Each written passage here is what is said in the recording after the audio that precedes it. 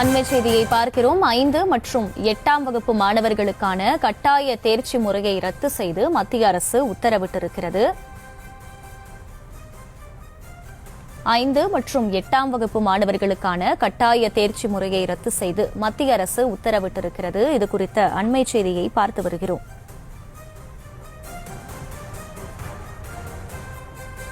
5 மற்றும் 8ஆம் வகுப்பு மாணவர்களுக்கான கட்டாய தேர்ச்சி முறையை ரத்து செய்து மத்திய அரசு உத்தரவு பிறப்பித்திருக்கிறது.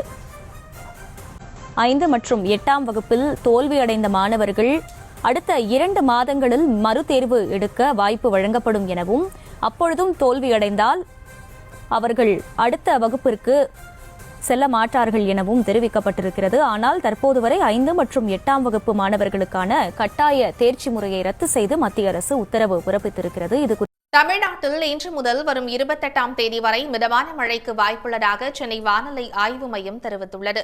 தமிழ்நாட்டில் வடகிழக்கு பருவமழை தொடங்கியதிலிருந்து இது நாள் வரை இயல்பை விட 34% கூடுதலாக மழை பெய்துள்ளது. இதனிடையே முசிறி அருகே தவிட்டுப்பாளையம் பகுதியில் கொட்டி தீர்த்த கனமழை காரணமாக கணபதி நகரில் 20க்கும் மேற்பட்ட வீடுகளை தண்ணீர் சூழ்ந்தது. இந்நிலையில் வங்கக்கடலில் நிலவிய காற்றழுத்த தாழ்வு மண்டலம் வலுவிழந்து ஆழ்ந்த காற்றழுத்த தாழ்வு பகுதியாக அதே பகுதியில் நிலவுகிறது. இது வட தமிழ்நாடு மற்றும் ஆந்திர கடற்கரையை நோக்கி நாளை நகரக்கூடும் என்று சென்னை வானிலை ஆய்வு மையம் தெரிவித்துள்ளது. இதனால் தமிழ்நாட்டில் இன்று முதல் வரும் 28ஆம் தேதி வரை மிதமான மழைக்கு வாய்ப்பு இருப்பதாக வானிலை ஆய்வு மையம் தெரிவித்துள்ளது. குறிப்பாக செங்கல்பட்டு, விழுப்புரம், கடலூர் ஆகிய மாவட்டங்களில் நாளையும் நாளை மறுநாளும் இடியுடன் கூடிய கனமழைக்கு வாய்ப்பிருப்பதாக தெரிவிக்கப்பட்டுள்ளது. பேசுவதால் அவர் திரும்பி வந்துவிடப் போகிறாரா என்கிற அந்த இயக்கமும் என்னுடைய நெஞ்சத்தை அடைத்துக் கொண்டிருக்கிறது. இந்த 10ஆம் தேதி அவர் மறைந்து விட்டார் என்ற செய்தியை காலை 10 மணி அளவில் என்னிடத்திலே சொன்னார். அதிர்ந்து விட்டேன்.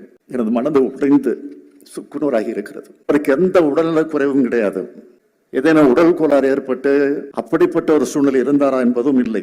அப்படிப்பட்டவர் மறைந்து விட்டார் என்று சொல்லுகிற போது என்னால் ஏற்றுக்கொள்ளவே முடியவில்லை. கலைஞருடைய அக்கா மகன் சொன்னார்களே, நீதி கட்சியினுடைய தலைவர்களில் ஒருவராக இருந்த சர் ஏ.டி. பன்னீர்செல்வம் நினைவை போற்றக்கூடிய வகையில அவருக்கு செல்வம் என்று கலைஞர் தான் பெயர் சூட்டினார். அதேபோல் எனக்கு தங்கை பிறந்தப்போ கலைஞர் அவர்கள் செல்வி என்று பெயர் சூட்டி அப்பொழுதே திருமணத்திற்கான முடிவை எடுத்து விட்டார்கள். அவரை மாமா என்ற உறவு முறைகளை அழைப்பதாக இருந்தாலும் அவரை அண்ணன் அண்ணன் என்றுதான் அழைப்போம். காரணம், எங்கள் மூத்த அண்ணனாக இருந்து அறிவுரைகளை, ஆலோசனைகளை அவ்வப்போது வழங்கி கொண்டிருந்தார்கள். பள்ளிக்கூடத்தில் படித்துக் கொண்டிருந்த போது கோபாலபுரத்தில் இளைஞர் திமுக என்ற ஒரு அமைப்பை தொடங்கிய போதும் எனக்கு துணையாக இருந்தவர். எப்படி கூட்டம் நடத்த வேண்டும், எப்படி பேச்சாளர் அழைத்து வர வேண்டும், எப்படி நோட்டீஸ் போடணும், எப்படி போஸ்டர் அடிக்கணும் என்பதெல்லாம் எனக்கு கற்றுக் கொடுத்தவர். அதற்கு பிறகு இளைஞரணியாக உருவாகிய போது அப்பொழுதும் எனக்கு துணை நின்று என்னை ஊக்கப்படுத்தியவர். ஒரு மாநாடு என்று சொன்னால், கட்சியினுடைய பெரிய கூட்டம் என்று சொன்னால், ஏதேனும் கழக நிகழ்ச்சிகள் சொன்னால் நிகழ்ச்சிக்கு போறேன்னா அதை கேள்விப்பட்டு முதல் நாளே என்னை அழைத்து ஒரு சீட்டை கொடுப்பார். என்ன பார்த்தா என்ன பேசணும், எப்படி பேசணும், எந்த பாயிண்ட்ல பேசணும், அதை எப்படி ஏற்ற இறக்கத்தோடு பேசணும்னு பயிற்சி அளித்தவர் எனக்கு.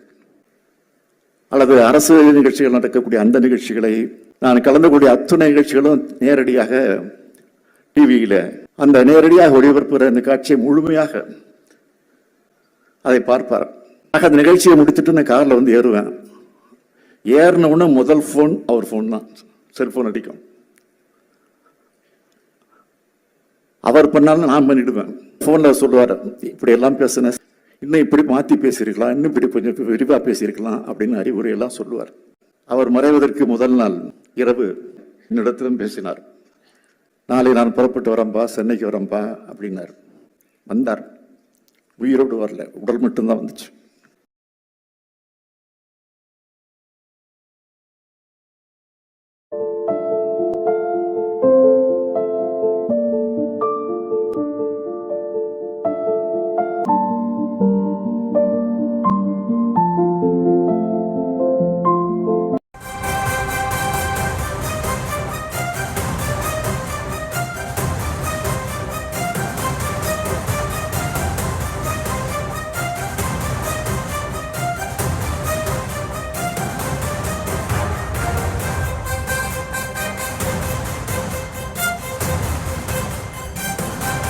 அண்மை செய்தியை பார்க்கிறோம். 5 மற்றும் 8ஆம் வகுப்பு மாணவர்